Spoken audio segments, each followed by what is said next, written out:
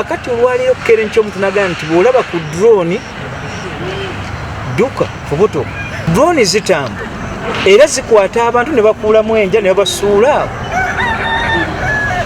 Political question doctrine obuyinza buli bwa president abaffe kiki kyolagira ku ebyo ekitta abantu nga bw'okiraba amateeka ga human rights nti embeera nga gye tulimu okutta omuntu ne bamukwata nga talina musango ne bamuwalwa ne bamutta gavumenti nga weeri.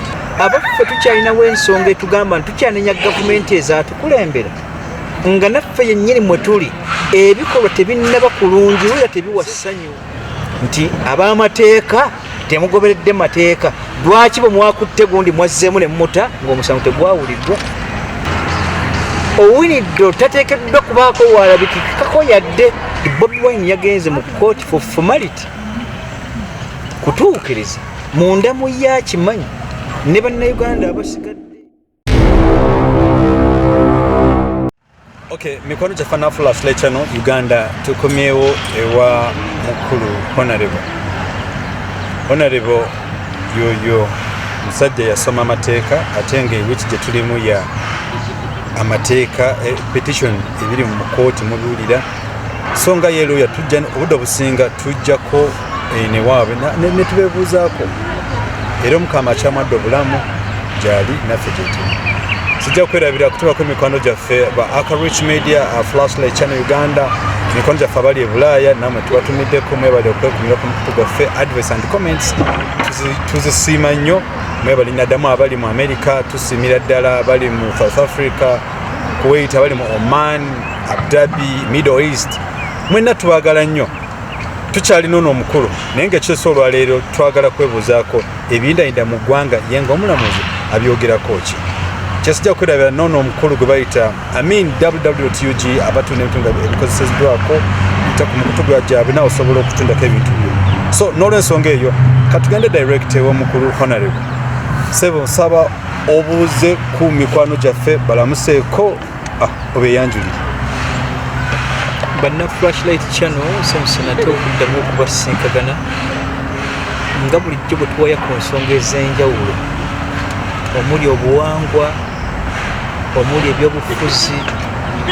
Olwaleero sizzenga mulamuzi zzenga munnayuganda eyasoma amateeka ge agatatunuulidde bulamuzi naye okukakasa nti siwabizibwa ate era nange bwe mba mpa saagala mpabye. Wabula wakati w'okuwa ebigambo n'oga nti nze ekigambo nkitegeera bwe nti okusinza ku constitution yaffe tunyonyola ABCD n'okusinziza ku bisigalidde. Abaffe kyekyo kye mbagamba nti munye mbategeeza ebigambo bino tujja no nga baprofessorship nti tuzze kuwa bisembayo kwawukanya kwa birowoozo ogamba ki. Jakana Nadduli we yayogedde ku musango webadde agulaba atya? Abaffe aheebwa ye yazze naki? Nammwe abali eyo abatulaba bannanyini Flashlight Channel ne ARKRICH Media musalawo ki era mwagala ki wakati w'okuwa ebirowoozo ebyo gwe mwosinziira ne tulondamu. Abaffe bwebanga bituufu tutambule nabyo. Bw'oba owakanya kituufu era ng'entege teyinza kuba wamu naawe osigala nga credit yo weeri. Kale nja kusabasaba okuba abawuliriza abalungi nate nga bulijjo tusobole okweseganya obwanga mu bigambo n'okwawukanya kw'ebi bye twetaaga okuwulira. Weewaawo bwe tugenda okutandikirawo direct ku lw'embeera y'obudde nti si eyo eri awo etusanyusa obulungi tulina okubeerawo. Waliwo ensonga ez'endayinda mu ggwanga tetujja zibuusa maaso. Ziri nsonga bbiri zenda abakulu wange ezamba esookera ddala. Okimanyi nti mu Uganda ennaku zino ekiwamba abantu kati bazodde n'amannya drone. Lwolaba drone misiile ebintu ebyo obirowoozaako ki obyogerako ki? Kiki Uganda kyeno gye tulimu eri mu kiwamba abantu kitala ate naddala obudde obusinga wano mu central Uganda. Banna Flashlight Channel wamu na banna ARKRICH Media ndi musanyufu okujja mu maaso gammwe n'okunteerawo question efaanagana ng'eyo naye entegeera eyange ebbanga lyonna esigala yeemu nze mpa ekyo kyempulya ne kyentegeera musinzireku ebyo mwawulemu. Naye Katonda yategeeza abaana ba Isirayiri n'abaga nti mu abaana ba Isirayiri singa temwaddira amasavu ga mbizi gasiga ku kibuga ekyo kyali badde ekibuga eky'olubeerera, ne Yerusaalemi yalisigadde mu byafaayo waggulu ne wansi. Naye amasavu g'embizi ge yategeeza ge galiwa kwe kuddira ekyennyuma ekyakiteekeddwa okukolebwa mu bibuga Yerusaalemi n'ekyo ekibuga kya Katonda ne baba nga baakoleramu birala. Amateeka ne bagavaako. Katonda n'abaweereza ababaka ne babaddukako mu kusembayo n'abanga ekibuga ekyakikolimidde. Nabwe kityo ntuuka ku ki nti ebikolwa byaffe naffe mu bukulembeze bwe tuwangaaliramu bye birambika butya bwe tugenda okuwangaala lubeerera. Nabwe kityo nti ebbanga lye tubadde tujja tutambula n'ebyo bye twayitamu nga naffe tujja naddala ekibiina kya NRM ebyatutwala mu nsiko ate bye biriwo olwaleero. Abaffe tukyalinawo ensonga etugamba nti tukyanenya gavumenti ezaatukulembera nga naffe yennyini mwe tuli ebikolwa tebinnaba kulungiwo era tebiwa ssanyu. Kaakati olwaleero kukeera enkya omuntu nagamba nti bw'olaba ku drone dduka fubutuka aba teyawukanye n'olyaga nti Nabugabo Road kwata ku nsawoyo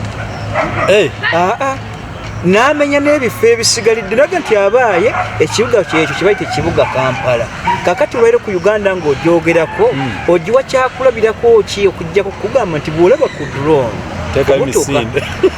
kale emigozi oba nongeegyo gye tusaba nti mu pate yaffe ennyingo 10 zize twateekawo ne tuteekamu ennyingo nnamba 7. Lwaki ngyesibako nti bw'osegeera amateeka na biki ebyo ebigobererwa ng'oli byagamba nti amateeka n'obukwakkulizo bigobererwa bwe nkitunuulya ne mu mbeera y'olwaleero ebigobererwa n'obukwakkulizo n'amateeka gaako ate tegaawukanye n'ebyo bye twayingirira nsiko 81 86. Nsaba ki tuddemu twekuba mu mitima gyaffe tulabe waawagaanyi era tulongoosaawa.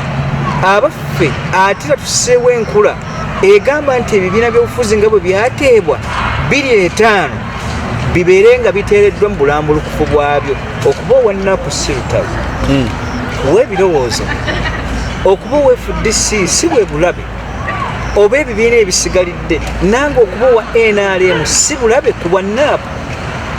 Naye abaffe ebirowoozo tusobola bituukaganya ne tubikwasaganya ku ggwanga eritugattira awamu. Kale mu mbeera eyo okusinza ku bigambo ebyo nti bw'olaba ku drone fubutuka njagala bategeeza nti yagamba Katonda nti ejjinja eryatuzibwa ku jjinja eritalinyeenyezebwa ate era tewagenda kuba lubeerera ng'omwana w'omuntu bw'atali wa lubeerera n'ebyo ebikolwa byammwe tebibira bya lubeerera. Kaakati ebiriwo olwalyo by'eŋŋombe eriwo naye tujejjamu tutya kwe kukkiriza ate mu Katonda n'okukeera enkya tusabe tukakase nti ebyo abitutaasa kubanga omwana w'omuntu tabiinaako ngalo bizze mu mbeera eriwo ng'ekyokukola tewali ate tunaagamba tutya. Naye amagezi tugawe omusango gw'obutuukirivu tugulwanyise mu ngeri eyo. Naye ekya drone dduka mbasaba busabi nti bwebanga lyekkuba eritaasagga obulamu bwo ng'olaba nga naawe ng'odduka drone nga ddala drone gy'oteekeddwa okudduka nze ŋŋamba bwe nti teyali badde drone abaffe tuteekewo amayisa agatugatte mu layini y'emu esobola okuba nga drone ku kyennyume nga tonnanenya pate ya NRM n'abagifuga nga naffe abali ku ludda luli tulina engeri gye tukolamu y'emu ate ereetera drone ezo tukimako.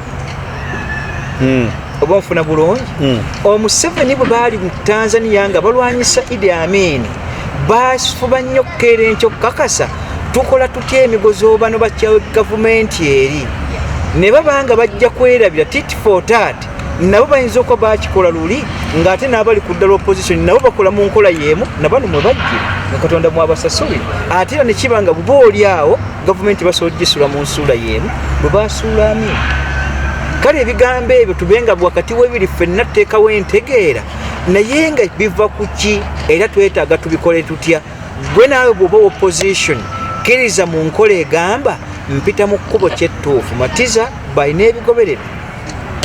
Abaffe bwe ziba nga mpisa zaffe za pate nga ziva mu kibiina kyaffe ekikolebwa mu Museveni tukkirize tunulemu tulongoosa tutya mu myaka gino 5 ebyo biveewo ensi edde mu nte ebbanga lyonna nti najja n'otulo nentekawo n'emirembe ate saagala mirembe egyo gye wayogerako era gwe abantu gye bakutegeereramu gikeera enkya ng'ate gavumenti yo gyegisambaazizza abaffe naawe weekyekinge n'abo abali mu gavumenti yo b'okola nabo baalibanga ate be baakukyawa edda n'oba nga tugenda kwawukana kwabo abaakomera ku Kristo nga bombi baali Bayudaaya ku Bayudaaya nakyo kikyekinga kale mu nkola eyo bwe tugenda okuyita n'amagezi okukakasa bute bwe tugenda okuteekawo embeera ennuŋŋamu naye nga kyembategeeza kyeki nti olunyiri luno lusomedde abantu bbanga lyonna ne mu kalundu bategeezezza n'abasinga ne mbaga nti Katonda yategeeza ffe abantu nti otulikakanyazanga ensingo zaffe naye alikakanyazanga ensingo gye tuli naye bindaba wabindaba wammanga ajja bikola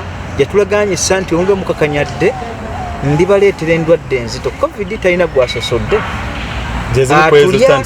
mukulu muto mukadde nina essente ndi mwavu ujeemu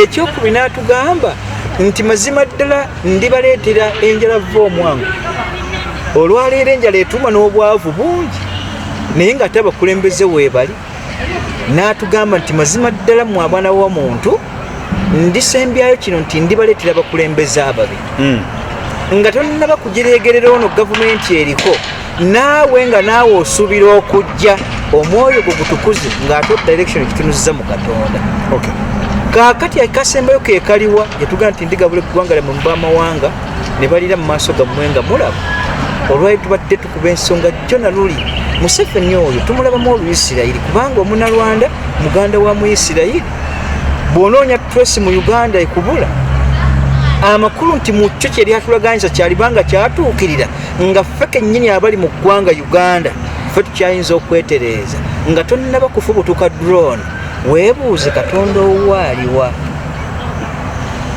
nakyo weekina kale ku nsonga ya drone nkakasa nti ebyo byenjogedde yentegeera eyange naawe weeyiyo naye nga kikigwana kulwanagana side pa side kakati okimanyi nti nno mukulu honorable kankutegeezeko kino ekimu ku ebyo biri mu drone ozimaze zino zi hisense ngezaazo tukyembuga laba ku drone edduka yeye emmotoka mbu mebawambire abantu kubanga nzitempamba nga siginaako evidence naye byogeddwa bingi bazikubeko tezina na number plate to make matter worse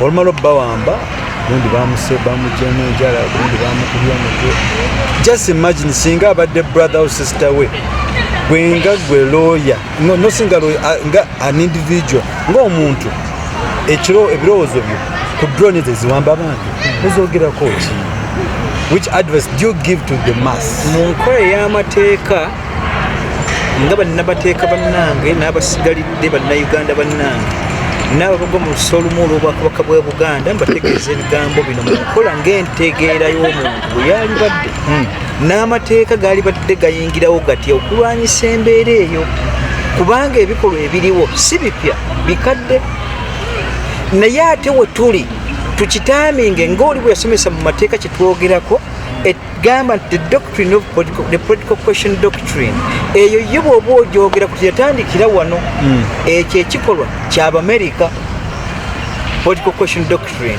naye bwe baali boogera ku political question doctrine eno etwala principles nyingi emisango nga Bobi Wine gyalimu ekitta bantu nga bw'okiraba amateeka ga human rights n'ebisigalidde naye amakulu kyeyali atuukako mu political question doctrine egamba etya nti embeera nga gye tulimu okutta omuntu ne bamukwata nga talina musango ne bamuwalwa ne bamutta gavumenti nga weeri abaffe nga n'amasiga asatu weegali ne tuba ne executive ne tuba ne parliament ne judiciary ebyo ebifuga eggwanga naye bagamba batya mu political question doctrine eyo nti singa ebikolwa bituuka mu mbeera weeri baba balina kukakasa bukakasa nti buli kitongole ku ebyo ebisatu bibeere independent mu buweereza bwabyo judiciary eno yenkulu mu political question doctrine balina okugita nga tebatadde mukono gwa gavumenti guli ogwa executive kuyingira mu bano ku ebyo ensala y'emisango n'ebisigalidde n'embeera eriwo nga parliament eyisa amateeka gaayo ekyokulabirako kyekyexpert matovu bwe baamukwata ne bamuggalira ku lw'ensonga ezaali zimuvunaanibwa mwebyo byaliwo ku mulembe gw'obote bwe bamala mumukwata ate era ne bamuta baali bakamuta ne baddamu ne bamukwata noga nti tumuvunaana munvunaana yeemu ne babuuza nti etteeka n'omusango kugamba nti teri muntu avunaana musango ng'asibidde bw'ateebwa tavunaanwa mirundi ebiri ku musango gutya ate expertmat mukutte waaki naye amakulu mu musango ogwo gwa 1966 mu ebyo ebyaliwo bye byakoze ng'ate biwalaba ku obote nabwekitu kyali ki ekiteekeddwa okukolebwa n'olwaire mu gavumenti ya Museveni ge matabi asatu okukeera enkya ne gaba nga gali independent buli ttabi nga teriyingira mu ttabi linne waalyo okuggyako ebiragiro ebiraga mu hairake ey'obuweereza n'obufuzi nti pulezidenti byonna abitwala naye obitwala wano olina kubanga osigadde obiwadde amakubo gaabyo nga gateekeddwa okutambulira n'obitwala nga obitwalira mu nsobi bye zikoze nti ab'amateeka temugoberedde mateeka lwaki bwe mwakutte gundi mwazzeemu ne mumuta ng'omusango tegwawuliddwa awo kakati political question doctrine yali ereeta biki bayogera ku ekyo mu kyo lwaki eteekeddwa okubeerawo ye gye tuyita habeas corpus akategedde ako kyemajagala okubuuza oli atawa n'atuuliza kyekyo ekigamba bwekeera enkya ne bayisa etteeka nga bwe twaliwo okukeemabegako owekitiibwa Mbabazi bwe yali ku mutwe gwalinayitwe naga nti mwagala mulamu oba mufu that is habeas corpus balina okutunula mu mateeka ago ng'ogakompeyalinga na bino ebiriwo drone zitambula era zikwata abantu ne bakuulamu enja ne babasuula awo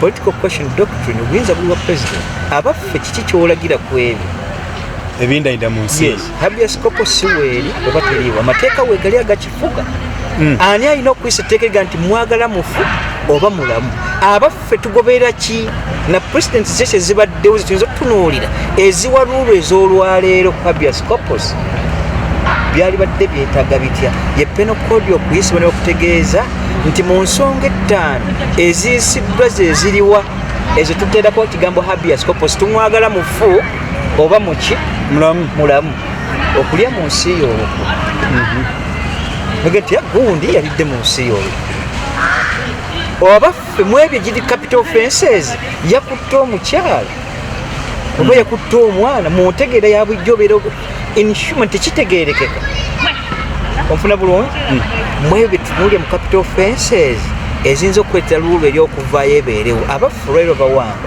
waliwo ebikolwa ebyo kwosinza okukeera enkya nti droni weeri teriiwo political question doctrine nereeta luulu number 2 egye bayita fair hearing ke katundu akabimu mu constitution abaffe bali mu bakwata bayingiziddwa amakooti bawulirizibwe bweba tewaliwo fair hearing political question doctrine edda mu his excellence the president himself yennanyini waayo ate amatabi gano gatambule aleme kuyingizamu interest ye mu mateeka ebyo byonna ebikolesebwa bibeere nga bitambula nga biteekeddwa okutambula ye yalibadde n'ekibuuzo ekyo lwaki tebiteekebwa mu nkola nga kyekibuuzo kitunda mu president nga bibuuza bano abakulu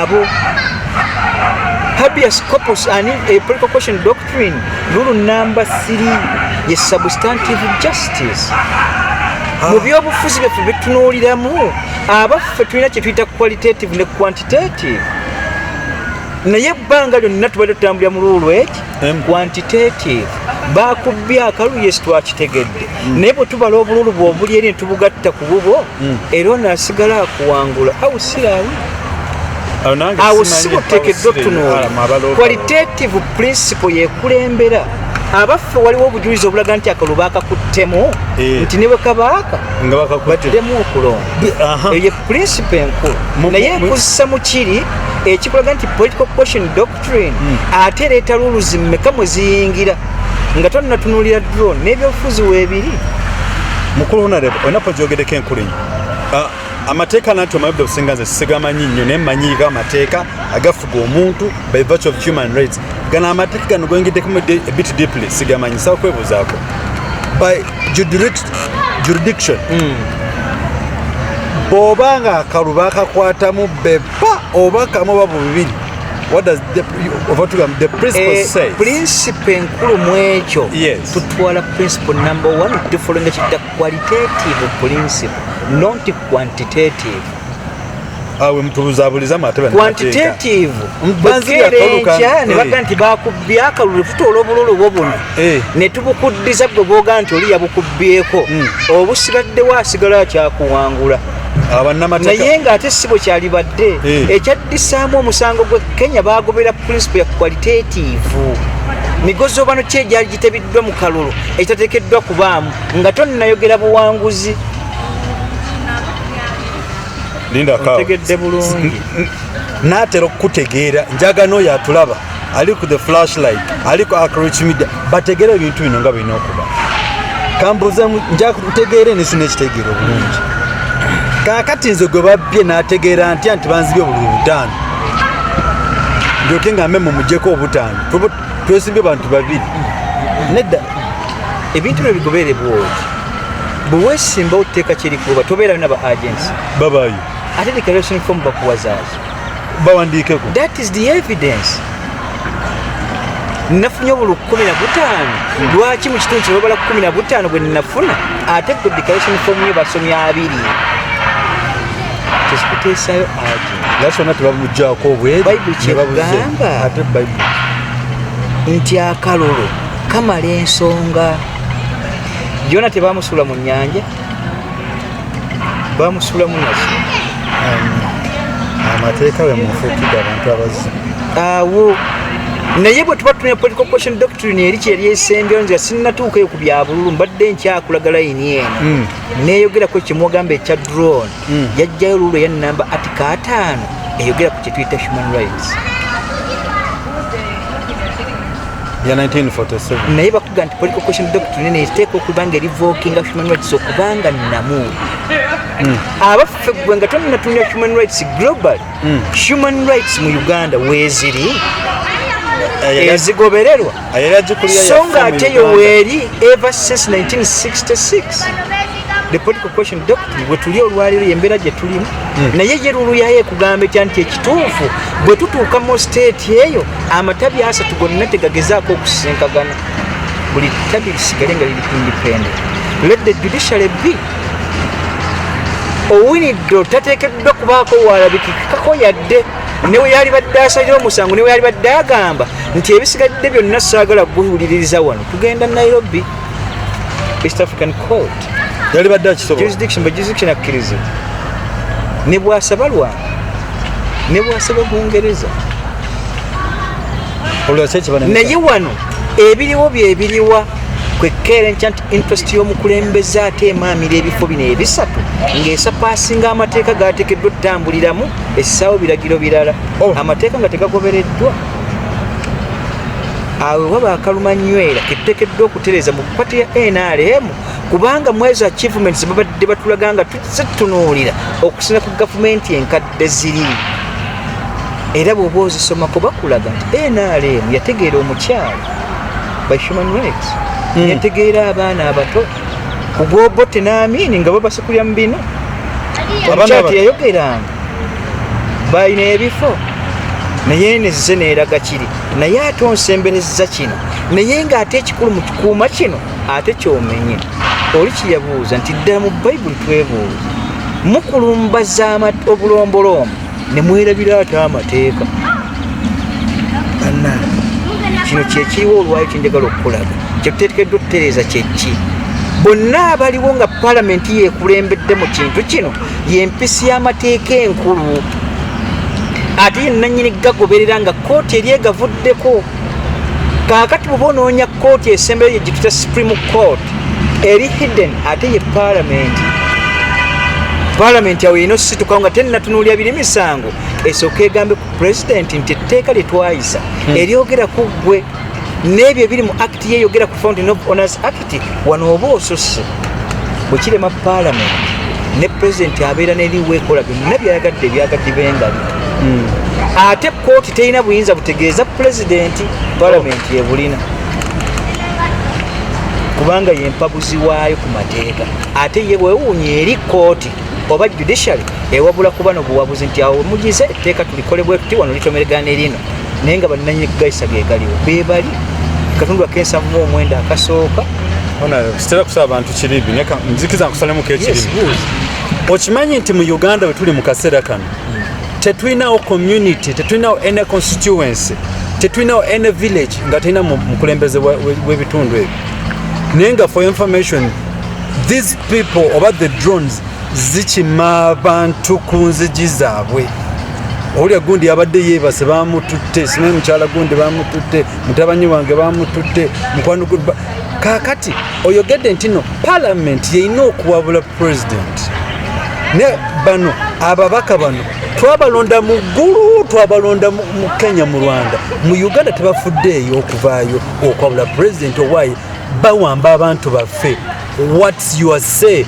A member of parliament, why don't you come up and talk about these issues? They are killing your brother and your sisters. Munsonyi oluusi nange nvaako mu mbeera kwa muwamba bannyinaffe. A single Ugandan life matters. Ate nti mwe mwina okwabula president. Ye muli bafu mwebase. Why don't you rise? Mwembuza omukulu honorable ono Jakana. Ba member of parliament bano balonda twabalonda wa. Abatasa okwabula president to current issues that are happening in the nation. Ninakubuuza bayitamu. Honorable nedda. Nankodde wagwa obwongo obwo bukyaliwo, kyali self-contained. Okay, advise them what they should do in this kind of era. Ekisooka mu bino Bayibuli etugambye nti olunyiriri lwonna lusaawo luyinza okuleeta okukontana. Naye bamemba ba paalamenti ekiteekeddwa osooka okukolebwa mu mmwe kyeki kwe kusooka okumanya biki memba wa paalamenti byali. Abaffe jurisdiction ya memba wa paalamenti yeeriwa, akomawo ate era ateekeddwa kubeera atya. Number 2, memba ba paalamenti tubasindiseyo nga gojja basuubiramu ebyo byoyagala ng'omaze okubitegeera oluvannyuma lwabyo, naye nga ate gwe gwebasindikayo tabimanyi era tabitegeera. Abaffe interest ye mu kujja yajjalawo bizinensi eri nteeka millions zange 25 ngenda kufuna akawumbi kamu n'ekitu mu myaka 5 nga kyekyamuleeta kitabu ate era nga ye jakibala mwaka muwa nammwe mwazirya. Tolina bujja mune. Abaffe wakyaliwo bakulembeze ng'oli kyembabuuza bulijjo yaga nti sajja kuweerezebwa najja kuweereza. Abaffe mugoberedde mu buweereza obwo ki ekiteekeddwa okuteekebwawo? Kamu ku bubonero bw'enkomere akolesezeddwa. Kaakati gwe bwe batunoga nti obasuubiramu abaffe knowledge ki nga basaba wa senior 6 agenda kugamba ne Buganda wano wenjingirizaamu wenjinenyeza ebbanga lyonna tutambula nanju amaka gaffe tegateekeddwa ate olaba ga munneeri. Nze ndaba omwana omubi ali ewaheebwa naye ng'ate zibaga nti owuwo mubi gundi oyo alina olugambo ate ayogera nnyo. Wakyaliwo okukuzibwa wonoosinza oga nti mu maka ga gundi agwanidde okuyingira paalamenti by individual met n'obuweereza bwe tumusindikeyo nga nammwe temumusabye. N'oli kyeyabuuza nti mujja gye ndi ku lwebyo ebinvaamu oba mujja ku lw'okuba bwe mujja mulya ne mukkuta. N'abasigalidde bamemba ba paalamenti bwe batyo bafaanagana. Gwe bakusabidde ogende mu nuupu twako obukulembeze era bagambe gwe oyingira nuupu booti bagenda kukoyira obubonero. Ate byenjogera nuupu ye yabimpa. Kakati yeno meka kati efuuse meka ya nuupu eno ewamu ebulemezi. Oba bitabudde. Mba bitabudde. Kalaawo tuveewo. Nuupu okugiyingiramu n'okutagiyingiramu. Nze ninabagambye nti ebirowoozo bye muba munaabissanga ku political parties. Mwedde. Tetuliiwo. Abaffe mudde ku Genesis eggwanga lizimbiddwa ku ppira ki? Eppira yaawo ne we tuli batufa ne tutwala political parties ne zingira mu myaka 10 tebigenda kusapaasi nga ntegeerayo erina buwangwa. Va ku America etalina buwangwa. Abaayo bannanyini ba aborigines abaayo ba Red Indians tebaliiwo. Baliwo by virtue nti gye bali bannanyini nsi. Gwe bwe kuterawo ekigambo nti Halloween day mu buwangwa kijja obujja Halloween day naku lwokutiisa. Gwe essence y'obuwangwa gwe gy'olaba mu ebyo bagunja bigunje okusinziira mu masitani ge batambuliramu n'obujega bali babatwala nga okusinga baali basulayo nga busibe ba prisoners n'oga nti ate booleeta abaffe abaddugavu abali abakwayiriza mu kuwayiriza mu slave trade bajja n'amawanga gaabwe abamu bali awo kintabula osuubirayo ki gwe kyoyagala okumpa by comparison muntegeera naffe abalina essence y'obuwanga bubadde bwogerebwako ebbanga lyonna noŋŋamba nti ndowooze nga 10 points program eza NRM bwe nina okusula oba okusiibira nve ku buwangwa bwange obulaga nti fukamira bwoti ekitalina mu pati y'NRM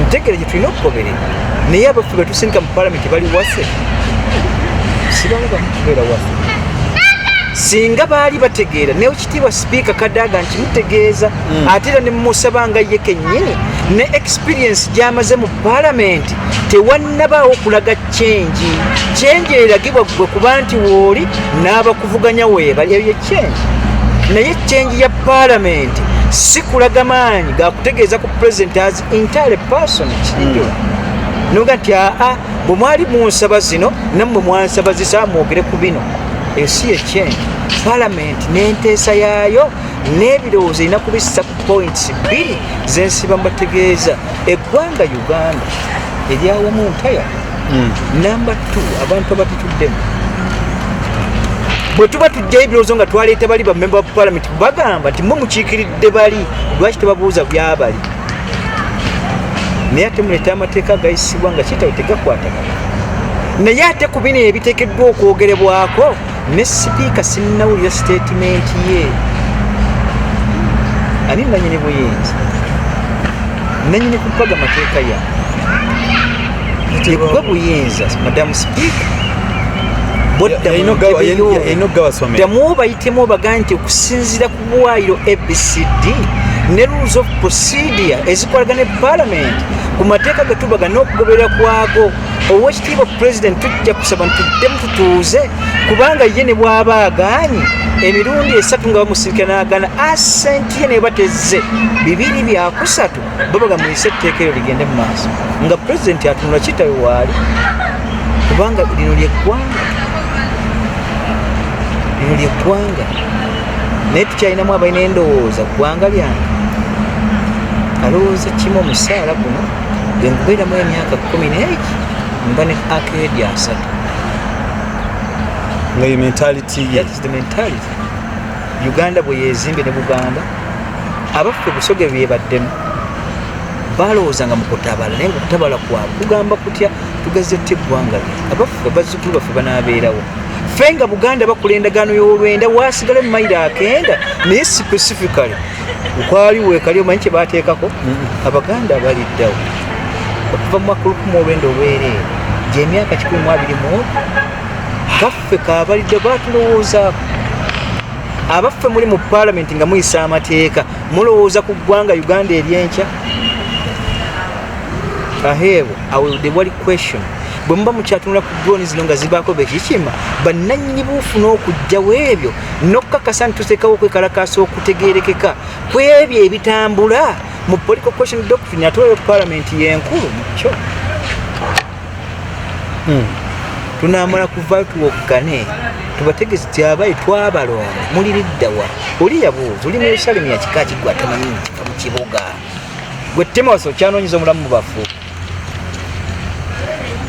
ekibuzo kyabadde kyo singa kigende pulezidenti w'eggwanga kuba ayanoonya obulamu mu bafu batulanezeddwa babajja mu njala ebyo basala ennimi political question doctrine y'ensonga gye twogera ku article ya 5 mu constitution ya Republic of Uganda Ennyo kitita human rights n'ensonga ze mbamanyidde mu byo bye tugoberera erivokinga amateeka ki agatambula ate nga geegaliwo essaawa ya leero amatabi agasatu nja kubasaba banna palamenti mudde mutunuulire gateekeddwa kubeera independent gatya ate galina kutambula gatya ebbanga lyonna tusobole okuyimirirawo ng'eggwanga lyaffe liri ku bwannamunigina lyetongoleredde abaffe ne interest zaffe abakulembeze abali waggulu tuzikakkanyeeko tusobole okutambula mu ggwanga eryawamu nga ffenna tulinyumirwa ate era nga litugatta teme kwerowoozaako nga ffe ffekka naye abantu baffe bafa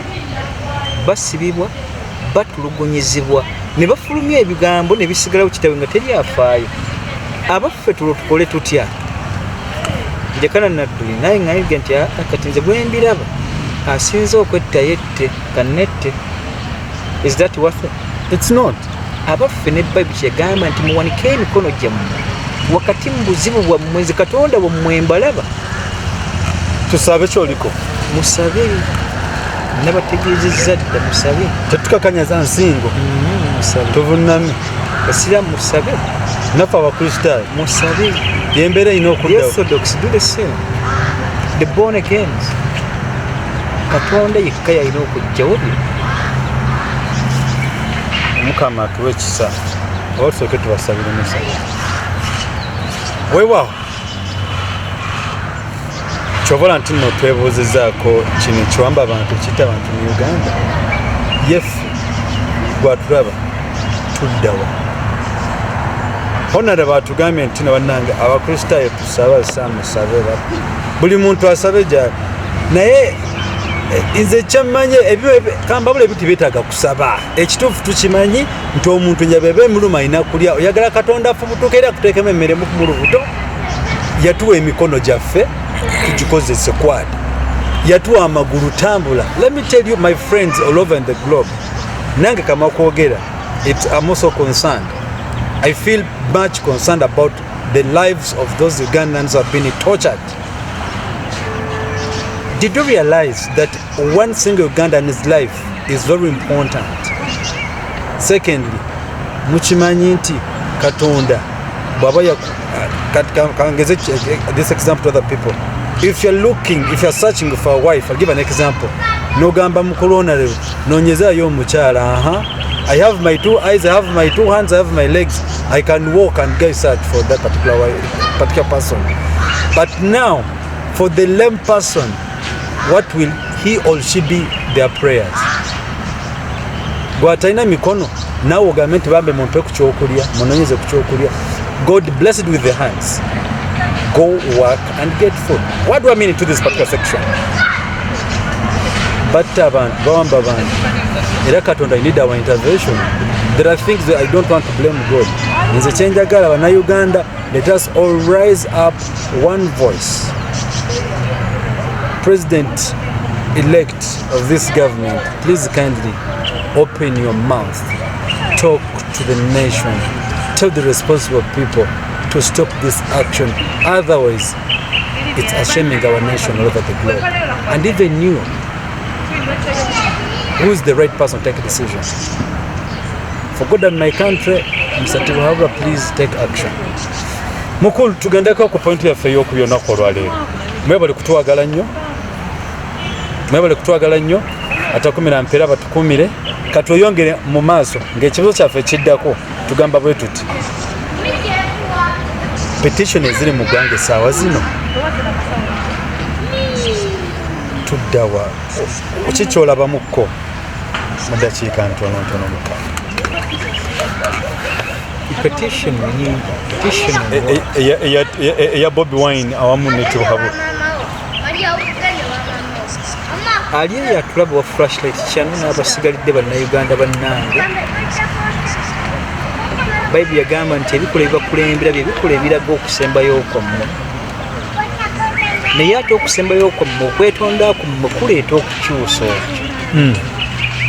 Naye njagadde bategeeza bigambo bino nti bwe tuzze tutambula kye muba mutunuulira ne reflection y'ebyo tuzze tuyitamu mu bululu buno bujja kuwa we tugenda okufundikira. Either oli awangula omusango oba nedda. Nekirabikenga bwe kiti nti Bobi Wine yagenze mu court for formality. Kutuukiriza munda mu yakimanyi ne bannayuganda abasigadde eri etteeka mu mateeka linziyiza okukera enkyo debatinga ku ekyo ekitannaggwa. Era musango Miriam Matembe bamugamba kyekimu nti oyanguye okukera enkyo okumugunya ku tteeka nga bitu nnafuuka tteeka obuyinza tobulina kumakuba kuteesa. Kati nga tebinnava mu kkooti etteeka teringanya kuwa debate ku byo. Kati nina kujja nga maze kugusala nembaga nti kyali bwe kiri mwakiraba naye mu kaseera kano nga munnamateeka ekyo kinzizibwako okukera enkyo okuba nga mpa judgment nga si ya kkooti nga kkooti ennasala musango ogwo. Kirungi nnyo mukulu honore sibula batulaba bana flashlight channel njagala okubategeeza ebigambo bino nga bye bisembayo ate nga bitugattira wamu kwaba bawuliriza abaagala n'abo abakulembera naye nja kubawa ekyokulabirako kimu nti mwaka 1792 owekitiibwa kaunti mirabu yakola emirimu gye gyali mingi mu Bufalansa naye ate emirimu gye yakola tegyawukana najja wakitiibwa Nadduli gyakola olwairo ku pati ya NRM ne pati oba wakati we ne Buganda ku pati ku side ya His Excellency the President naye kaunti mirabu oli yagezaako okutegeeza Ssaabasajja Kabaka Lewis we-16 namugaa nti ebikolwa byaffe bino ndabanga Bufalansa teyinaawo mwaganya na Bwakabaka bwayo kusigalawo naali kusaba tutte ku bigere n'emisolo gino tugikendeeze naye abaffe Bufalansa emiriro naawe emiriro n'Obwakabaka kubanga bali yeggwe yakola ekintu ekyo kumala emyaka 18 naye bwe yali ali katanda ke ng'agenda kufa yagamba ebigambo bino byenjagala okutegeeza bannayuganda yagamba nti I carry with me the last rags of the French monarch nfa n'ebisiimuuzo ebyo bya Bufalansa bibadde bikuumye butya bwe birina okulongoosa amakezi ge yali agamba kyali kigaali magezi ge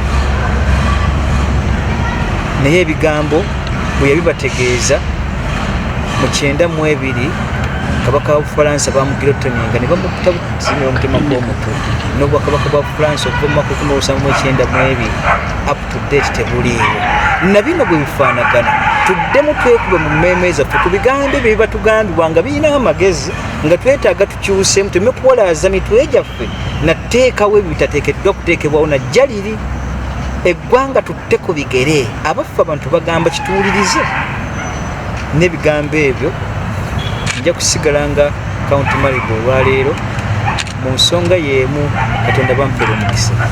Okay, twenza gonako olwaleero mutukkirize awe tugende okukoma ate 12 batukumire paka olundi ng'omukama emubeezi waffe mubere bulungi.